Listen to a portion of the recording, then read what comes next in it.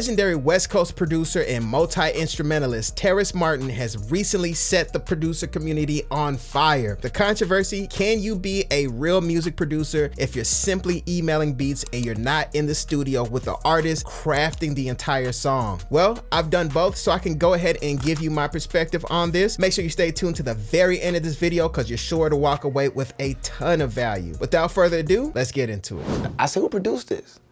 The rapper said, me. The guy that did the beat said, me. I'm the producer, man. Don't take my credit. I'm the producer. I'm the producer. So I said, oh shit, hold on. Because I was on the east side of LA. These things could get vicious over here, man. Hold on, fellas, hold on. What did you do? He said, man, I sat there in my mama's house. I made the beat. I sampled that and did that and made the beat. I said, so how'd he get the beat? He said, I emailed him the beat. I said, oh. Who wrote the hook? He said, he did. Who put the hook right there? He did. Who came with the concept? He did. Who mixed it? He did. Who shortened it? He did. Oh. So you're the beat maker and he's the producer. All right, so it looks like the producer of the beat was standing up for himself, letting him know I'm the actual producer. So what I'm able to extract from what he's saying is it sounds like the recording artist also wears the hat of the producer himself. It sounds like that recording artist also maybe even produces songs for other artists, really based on the fact that he even called himself a producer as opposed to the songwriter, the artist. When it comes to the role of producer, it's definitely changed. It changes across genres, it changes across time, you know, so who the producer is as far as that formal title kind of is, it can change and shift. And I say that because similar to like the artist in this specific example, I've had recording artists get tight beats from the internet, bring it to my studio, and we sit up there and just really totally customize it to the point that I've had a recording artist put my name on it and say produced by me, even though I wasn't the person who composed the beat or anything like that. And I told the artist to, you know, put that person's name on there because I just didn't feel right because I send beats myself. So it's a tricky thing, but I can see how both people feel a certain kind of way. Once again, I think this is a unique scenario because this specific recording artist also wears that producer hat and probably does that for multiple people. But let's go ahead and get back into the clip. You still get some publishing, you get your writers, but let's just call it what it is. If you a dude sitting at your mama's house or your big ass studio doing beats, and once you email those beats to an artist and they come with all these things, even down to who's gonna mix the record, and you just sitting back getting the money with the producer deck, you're not the producer. Don't lie to yourself. And don't let them lie to you. If I do a beat right now and email it to Rob to submit to Black Radio, once I email that record, he's gonna say this, I like this.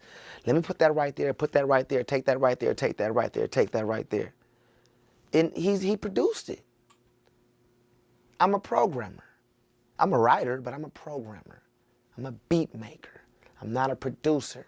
You're not a producer if you're emailing beats and you ain't there for the whole body of situation. Yeah, this could definitely get, you know, contentious amongst people because it sounds like Terrace is really talking about things that are getting commercially released and they're going to actually really generate royalties because whoever we're talking about has some type of fan base out there and it's going to really generate income. So it sounds like really at this phase it's really negotiation time. You know, who has the most credibility? Who's the person who can really stand firm on their position? Because these things are, you know, there's arguments for both sides. And I would say, you know, of course, consult an attorney, you know, understand who you are, understand where you are in the game.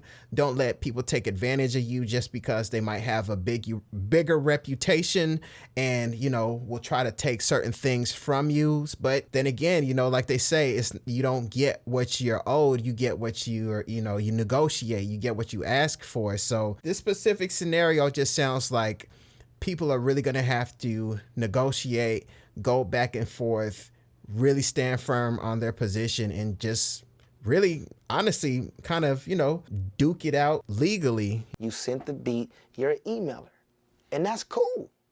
But you're an emailer. Let's just start getting things, or as Teddy Riley says, You're not a producer, you're a reducer. I would say this is really a point of, you know, who's gonna budge, who's gonna stand firm, because this is not really a one size fit all type of thing. You know what I'm saying? So just because a producer is someone who emails beats doesn't necessarily mean that this same recording artist will position things in the same way for everyone who emails beats. For instance, let's say Metro Boomin meets this recording artist and emails this person beats. Does that definition of a producer now change because we're talking about someone like Metro Boomin, or we're talking about Southside, or we're talking about bigger producer like that? Does that definition now change because we're talking about a clouded up producer who's simply emailing the beat and is allowing that same artist to customize it and tailor make it in the same way? From my position, I don't think this same argument holds true. I think the definition will start to change and flex because we're talking about a bigger and more clouded up producer,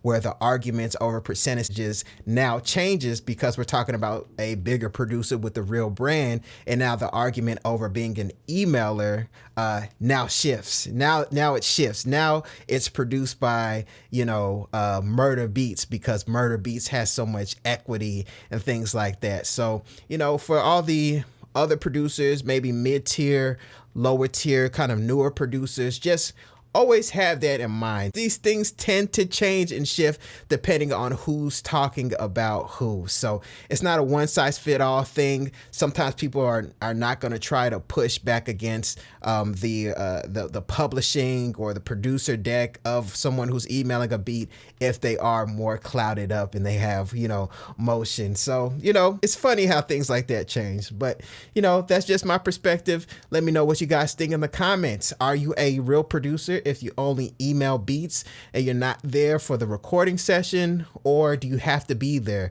Do you have to help customize the song, tailor make everything to make it, you know, totally right for the recording artist? What do you think, and where do you stand on this specific conversation? If you enjoyed this video, please make sure you hit like and subscribe. My name is Desmond A, and I'll be back with more great videos. Peace. Wait, before you go, make sure you go to DesmondASounds.com, where you can get free FL Studio Patcher plugins, free loops, free guides, everything you need to level up your music production. Once again, go to DesmondASounds.com or click the link in the description. Go there now and totally transform your music production.